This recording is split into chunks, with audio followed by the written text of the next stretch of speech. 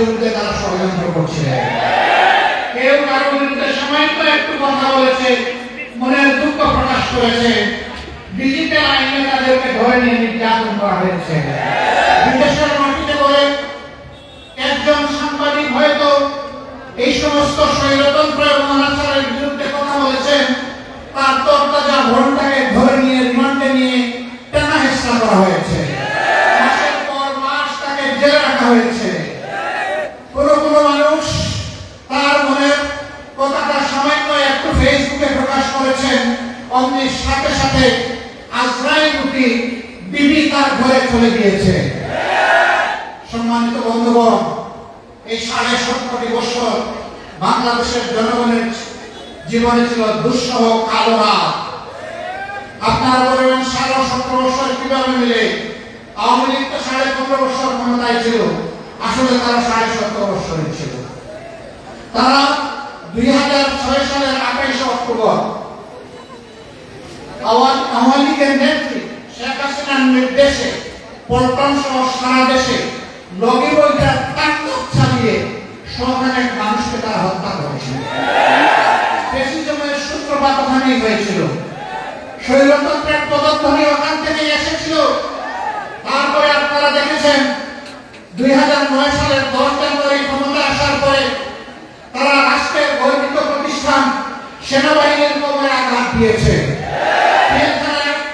মিডিয়ার সদর দপ্তরে ১৪ জন চৌকস দেশপ্রেমিক সামরিক অফিসারকে হত্যা করেছে। পরিবারের মহিলা সদস্যকে নির্যাতিত লাঞ্ছিত করেছে।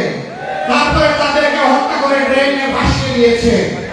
সেই হত্যাকাণ্ডের বিচার আজও হয়নি। অথচ পরিবারের সেনাবাহিনীর কবর ভেঙে দেওয়া হয়েছিল, সেনাবাহিনীকে তাদের দায়িত্ব পালন করতে দেওয়া হয়নি। একই সাথে গর্বের আরেকটা বাহিনী সীমান্তের অতন্ত্র প্রহরী বিডিআরকে ধ্বংস করা হয়েছে। ১৫,০০০ সদস্যের চাকরি কেড়ে নেওয়া হয়েছে। ৫০০ মানুষ তারা নিহত হয়েছে। কুচক্রকারীদের চক্রান্তে বলি দিতে হয়েছে এই সমস্ত মানুষগুলোকে। ঘরে ঘরে হাহাকার। আমি অনেক যুবককে জেলে পেয়েছি, বিয়ে করে ৬ মাসের মাথায় গ্রেফতার হয়ে গিয়েছে। তার ওয়াইফ ১ বছর, ২ বছর, ৩ বছর অপেক্ষা করেছে। জেলের ভিতর থেকে লোকটা বলে দিয়েছে, তুমি আর আমার জন্য অপেক্ষা করো না, তুমি মুক্ত, তুমি চলে যাও, তোমার একটা জীবন আছে। আমি কোনদিন মুক্তি পাবো আমি জানি না। ঘরে ঘরে হাহাকার। এরপরেই তারা আঘাত দিয়েছে বাংলাদেশ জামাত ইসলামের উপর, দেশপ্রেমিক পরিকৃত এই শক্তির উপর। এদেশের শত্রুরা জানে জামাত ইসলামী ভাঙবে কিন্তু মচকাবে না, অন্যায়ের কাছে মাথা নত করবে না, দেশের স্বার্থ কারো কাছে বিক্রি করতে রাজি হবে না, অন্যায়ের বিরুদ্ধে প্রতিবাদ করতে পিছপা হবে না। এই জন্য এই শক্তিকে ধ্বংস করতে হবে। ৪২ বছর যাদের বিরুদ্ধে কোন থানায় একটা জিডি, একটা মামলাও ছিল না, ৪২ বছর পরে তাদের বিরুদ্ধে মানবতা বিরোধী অপরাধের অভিযোগ আনা হবে। মিথ্যা মামলা, মিথ্যা সাক্ষী এবং সাজানো পাতানো আদালত, এই যে একজন করে শীর্ষস্থানীয় ১১ জন নেতাকে দায়িত্বশীলকে আমাদের বুক থেকে কেড়ে নেওয়া হবে।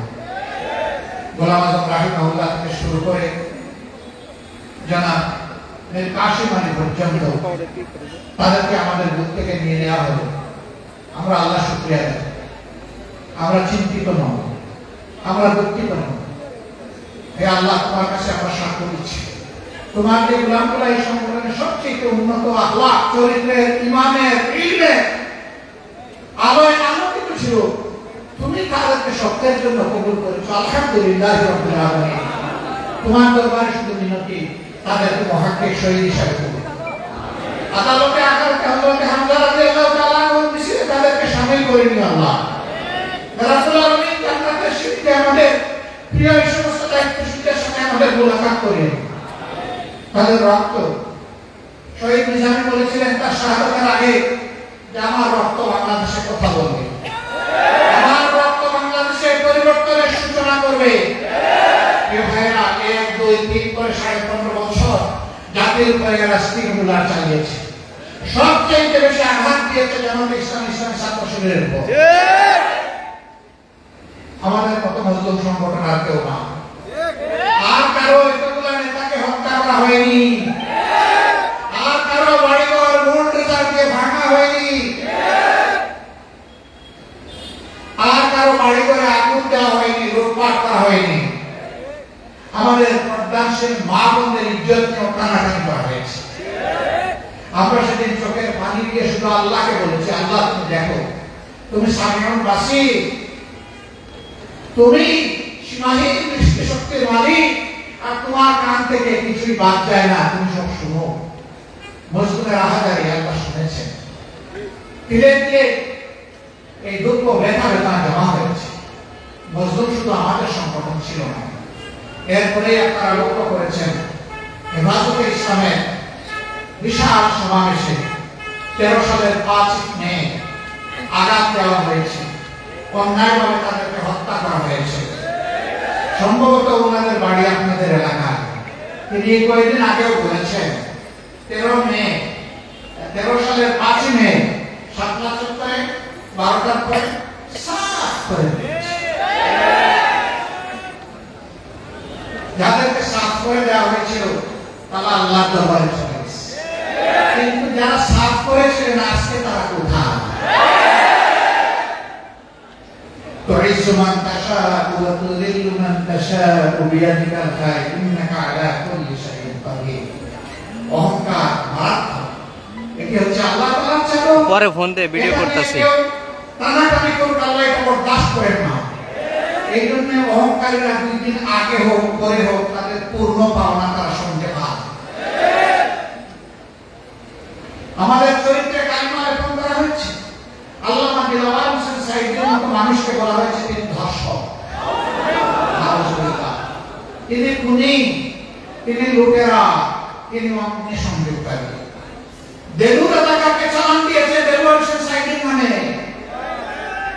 এখন সেই মামলার বাদী কেঁদে কেঁদে বলছে বন্দুকের নলের সামনে আমাকে বাধ্য করা হয়েছে অভিযোগপত্রে স্বাক্ষর করতে। যারা বাধ্য করেছিল এখন আমি তাদের বিরুদ্ধে মামলা করতে চাই। সময় কারো নিয়ন্ত্রণে থাকে না, সময় আল্লাহ তাআলার নিয়ন্ত্রণে। সময় বদলায়, পরিবেশ বদলায়, সত্যকে চাপা দিয়ে রাখা যায় না, সত্য মাটির নিচ থেকে উঠে আসে। এভাবে নির্যাতন করা হয়েছে বিএনপির উপর, নির্যাতন করা হয়েছে গণ অধিকার পরিষদের নেতৃবৃন্দের উপর, নির্যাতন করা হয়েছে সাধারণ মানুষের উপর, হত্যা করা হয়েছে সাংবাদিক বন্ধুদের। কালো আইনে তাদেরকে টেনে এসে নেওয়া হয়েছে জেলে। তারা কারে বাদ দিয়েছে? কাউকেই বাদ দেয়নি। সবাইকে নিষিদ্ধ নিষিদ্ধ, সবাই রাজাকার, সবাই রাজাকার। এখন কি বলে? এখন তরুণ কমল ছাত্র ছাত্রীরা কি বলে?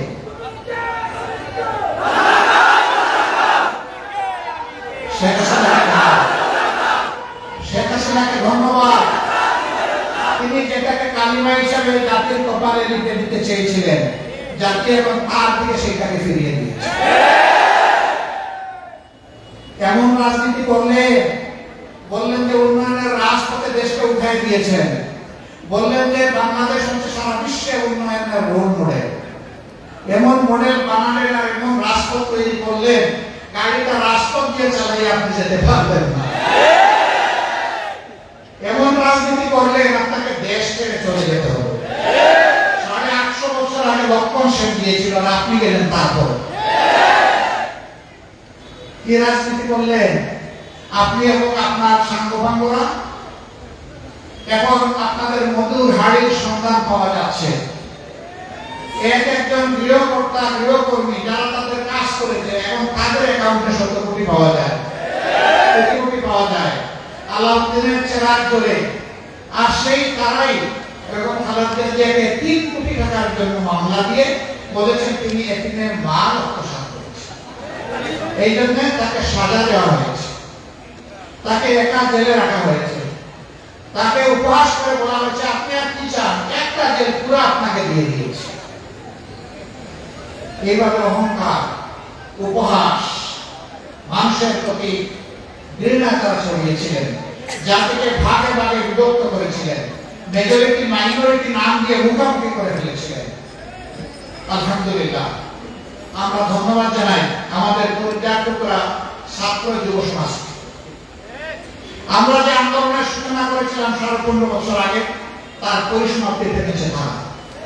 আল্লাহ দরবারে শুকরিয়া, আল্লাহ তাদের সম্মান বৃদ্ধি করে দিন, এদেশের বৃহত্তর খেদমতের জন্য তাদেরকে কবুল করুন। তারা একটা অসম্ভব ধরনের কাজের নেতৃত্ব দিয়েছে, জীবন বাজি রেখে নেতৃত্ব দিয়েছে। এই কাজ করতে গিয়ে হাজার কানিকের ঊর্ধ্বে আমাদের কলিজার টুকরা সোনার ছেলেরা মেয়েরা চলেছে। এখানে কোনো দলমত নাই, এখানে কোনো ধর্ম নাই, এখানে সকল ধর্মের মানুষ অংশগ্রহণ করেছে, সকল ধর্মের মানুষই মারা গিয়েছে, নিহত হয়েছে, আহত হয়েছে। শহীদদেরকে আমরা কোনো দলের সম্পত্তি বানাতে চাই না। এই শহীদরা জাতীয় সম্পদ, এই শহীদরা আমাদের শ্রদ্ধার পাত্র, এই শহীদরা আজীবন আমাদের জাতীয় বীর। আমরা তাদেরকে সেই মর্যাদায় দেখতে চাই। অনেক সাংবাদিক বন্ধু আমাকে প্রশ্ন করেছেন আপনাদের দলের কতজন শহীদ হয়েছে। আমি বলেছি আমরা মজলুমের দলে শামিল হয়ে যারাই শহীদ হয়েছে তারা সকলেই আমাদের, তারা সকলেই 18 কোটি মানুষের দলে। অতএব তাদেরকে আমরা দলীয় সম্পদ বানাতে চাই না। আমরা আল্লাহর উপর ভরসা করে সিদ্ধান্ত নিয়েছিলাম যে কয়টা শহীদ পরিবারের সন্তান হবে সেই কয়টা শহীদ পরিবারের জামাতে ইসলামী পৌঁছে যাবে ইনশাআল্লাহ। আমরা গিয়ে তাদের ভাগ্যের পরিবর্তন করতে পারবো না, গিয়ে শুধু বলবো আমরাও আপনার পরিবারের সদস্য। গিয়ে শুধু বলবো এখন থেকে বাকি জিন্দেগি আমরা একই সাথে সুখ দুঃখের অংশীদার। আমরা শুধু গিয়ে বলবো আপনারা যে গর্বিত শহীদ পরিবারের পিতা মাতা ভাই বোন সন্তান স্ত্রী, আসরের দিন ওই শহীদরা যখন আপনাদের জন্য আল্লাহর দরবারে শাফাআতের দোয়া করবেন সেদিন আমাদেরকে ভুলে যাবেন না, আমাদেরও আপনাদের সাথে রাখবেন। আমরা এই কথাগুলো বলার জন্য তাদের কাছে শুনতে যাচ্ছি। সম্মানিত ভাইয়েরা, আহত হয়েছে লাখ লাখ তরুণ যুবক সাধারণ মানুষ, আলিম উলামা এই আন্দোলনে একাকার হয়ে গিয়েছে। আল্লাহু আকবার। আমরা তাদের সকলের কাছে যেতে পারিনি বলে দুঃখিত, কিন্তু আমরা আমাদের স্থানীয় সবগুলো সংগঠনকে বলেছি যেখানে আহতের সন্ধান পাবেন সেখানেই চলে যান, ওর কপালে চুমু দেন, ওর জন্য দোয়া করেন, আল্লাহ যেন তাকে শিফার নিয়ামত দান করেন, সে যেন সুস্থ হয়ে উঠে এই জাতির জন্য আবার লড়াই করতে পারে। আমি হাসপাতালে গিয়েছি, হাত নাই পা নাই, জিজ্ঞেস করেছি তোমার অনুমতিকে, বলে যে আমি খুব খুশি। আমি বলি কেন তুমি খুশি? আমার দেশ স্বাধীন হয়েছে। আল্লাহু আকবার, আল্লাহু আকবার। জিজ্ঞেস করেছি বাকি জিন্দেগি তোমাকে তো সতর্ক হয়ে চলতে হবে, বলে যে প্রয়োজনে আবার লড়াই করবো, এর কাজ চলে গেছে আরেক হাত দেওয়ার জন্য প্রস্তুত আছে। ওদেরকে সালাম জানাই, আল্লাহ এদের ইজ্জত বৃদ্ধি করে। এরকম সন্তানেরা যে মায়ের গর্ভে জন্ম নিয়েছে সেই মা অবশ্যই সৌভাগ্যবান। আমরা সেই মায়ের জন্য দোয়া। সম্মানিত বন্ধুগণ, দুঃখের কাহিনী, শহীদ পরিবারের কাছে যখন যাই দুঃখ ধরে রাখতে পারে না, একজন একটা আজানের জবাব দেবে। আমি রাজশাহীতে গেলাম, একটা তরুণী মেয়ে তার শাশুড়ি এবং পরিবারের সদস্যরা তার নিয়ে আমার সামনে আসে। সে বিয়ে হয়েছে 1 বছর, স্বামীর ইচ্ছা চালাতে এই আন্দোলনে তিনি স্বাগত গ্রহণ করেছেন। আমি তাকে জিজ্ঞেস করলাম মা তুমি কেমন আছো? সে কেঁদে দিয়ে বলল আপনি আমাকে মা বলেছেন, আমি শান্তি পেলাম, কিন্তু আমার গর্ভের সন্তানের কি হবে? আমার গর্ভের 6 মাসের সন্তান, সে চোখে অন্ধকার করেছে। আমি তাকে বললাম আল্লাহ আর আজকে থেকে তোমার সন্তানের আমরা হচ্ছি অংশীদার। এই সন্তান জন্ম নেব, একটা সুস্থ সন্তান হিসেবে আমরা দোয়া করি, ছেলে হোক মেয়ে হোক, যতদিন তার লেখাপড়ার প্রয়োজন হবে এই বেড়ে ওঠা পর্যন্ত এই দায়িত্ব বাংলাদেশ জামাত ইসলাম। তোমারও পরিবারের দায়িত্ব বাংলাদেশ জামাত ইসলাম। আমি কথা বলেছি ঠিকই, কিন্তু আমি কি তার সামনে ফিরিয়ে দিতে পারবো? ওই সন্তান যখন ভূমিষ্ঠ হবে, তার মুখে যখন জবান ফুটবে, সে কি বাবা ডাকার কাউকে পাবে? যখন দেখবে তার মতো সন্তানেরা কাউকে বাবা ডাকে, কাউকে চাচা ডাকে, তখন সে চাচা পাবে, কিন্তু বাবা তো পাবে না। ঠিক ঢাকার সাইনবোর্ড এলাকায় এক মহিলা, তিনি ওই সমস্ত গ্রামের দৃশ্য দেখার জন্য জানালায় একটু মুখ বাড়িয়েছিলেন। আকাশ থেকে ছোটা দূরে এসে তার বুক এপুর ওপর দিয়ে তাকে দুনিয়া থেকে নিয়ে গেছে। তার 2 মাসের সন্তান, স্বামী গার্মেন্টস কর্মী, গরিব মানুষ, আমরা বলেছি আমরাও আপনার পরিবারের সদস্য এবং আপনি এখন থেকে আমাদের পরিবারের সদস্য। আলহামদুলিল্লাহ আমরা যতটুকু পৌঁছতে পারছি আল্লাহর উপর ভরসা করে আমরা এগিয়ে যাচ্ছি। আমরা সরকার নই, কিন্তু আমরা সরকারের চাইতেও যিনি বড়, যার হাতে সমস্ত কুওয়াত, সমস্ত ভান্ডার, নিয়ামতের ভান্ডার, আমরা তার উপর ভরসা রাখি। আলহামদুলিল্লাহ পর্যন্ত আল্লাহ আমাদেরকে আটকান। আমরা বিশ্বাস করি আল্লাহ তাআলা এই কাজে আমাদেরকে আটকাবেন। আমরা পরিবারের প্রতি আবার গভীর শ্রদ্ধা নিবেদন করে বলতে চাই, আমাদেরকে মেহেরবানি করে আপনাদের পরিবারের সদস্য হিসাবে কবুল করুন। আমিন। আমরা আপনাদের সাথে থাকতে স্বস্তি বোধ করি, আমরা গৌরব বোধ করব, আমরা আল্লাহ শুকরিয়া দেব যে আমরাও শহীদ পরিবারের সদস্য। এই শাহাদাতের মিছিলে বহু আলিম উলামা শামিল হয়েছে, মাদ্রাসার হাফিজ ছাত্ররা শামিল হয়েছে। আজকে এ নিয়ে আমি অনুরোধ করবো, আমরা কেউ যেন ক্রেডিট করা হয় না যে আন্দোলন আমার চেষ্টার ফসল, ত্যাগের ফসল, এটা যেন কেউ না বলে। আলহামদুলিল্লাহ আমরা যেন বলি যে এটা আমাদের সকলের ত্যাগের ফসল, তাইলে সকলের প্রতি সম্মান দেখানো হবে। টাঙ্গাইলবাসীর কাছে আমি এই পরিবারগুলোকে আমানত হিসেবে রেখে দিই। আপনারা গভীর মমতায় তাদেরকে আগলে রাখবেন, আমাদের পাশে যাবেন, সর্বোচ্চ চিকিৎসা দেওয়ার চেষ্টা করবেন। আমরা চেষ্টা করছি যাদের চিকিৎসা দেশে সম্ভব নয় তাদেরকে একটু উন্নত চিকিৎসার জন্য বিদেশে পাঠানো। দুই একটা দেশের সাথে আমরা আলাপ আলোচনা করেছি, তারাও আলহামদুলিল্লাহ আগ্রহ দেখিয়েছে। তারা যদি একটু এগিয়ে আসে, এদেশের এই সমস্ত দুটি মানুষের বিরাট উপকার। যারাই এগিয়ে আসবে তাদেরকে আমরা প্রকৃত বন্ধু হিসাবে কবুল করবো ইনশাআল্লাহ। শেষ কথা, আমার পক্ষের মাধ্যমে যে পরিবর্তন এসেছে, যে কোনো মূল্যে স্বৈর শাসনের বিরুদ্ধে এই লক্ষ্য আমাদের ধরে রাখতে হবে। যে স্বৈর শাসনের বিরুদ্ধে আমাদের এই আওয়াজ উঠেছিল, আন্দোলন হয়েছিল, কোন অবস্থায় এমন আরেকটা স্বৈর শাসন কখনো যেন বাংলাদেশে ফিরে না আসে, তার ব্যাপারে আমাদের সকলকে সোচ্চার থাকতে হবে। আমরা যদি ঐক্যবদ্ধ থাকি, আমাদের মাথায় কেউ কাঁঠাল ভেঙে খেতে পারবে না ইনশাআল্লাহ। আমি একটা আয়াত দিয়ে শুরু করেছিলাম, এটা দিয়ে শেষ করছি।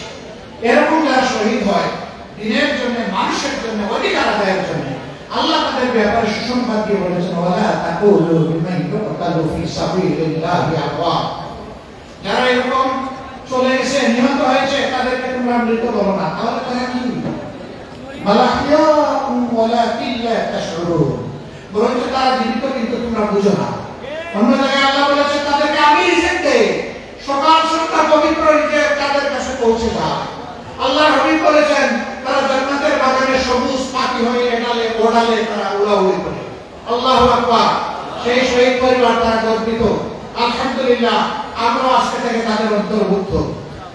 বাংলাদেশকে আল্লাহ তাআলা তার পক্ষ থেকে শান্তির ফয়সালা দান করুন। আমিন। ইনসাফের দিন ইসলামকে আল্লাহ তাআলা কায়েমের পথ সুগম করে দিন। মুসলমানদের মধ্যে, ইমানদারদের মধ্যে আল্লাহ তাআলা ইসলাম প্রতির ঐক্য তৈরি করে দিন। কোন দুশ্মনী যাতে এই ঐক্যে কোন ধরনের ফাটল সৃষ্টি করতে না পারে, আল্লাহ এই জন্য আমাদেরকে কাজ করার তৌফিক দান করুন। আমিন। আপনাদের সকলকে ধন্যবাদ। আমাদের জন্য একটু শুধু দোয়া করবেন, ক্ষমতা নয়, আমরা যেন এদেশবাসী একটু সেবা করে যেতে পারি, আল্লাহ যেন সুযোগটা আমাদেরকে দান করেন। আসসালামু আলাইকুম ওয়া রাহমাতুল্লাহ। বাংলাদেশ জিন্দাবাদ, বাংলাদেশ জামাত ইসলামী জিন্দাবাদ।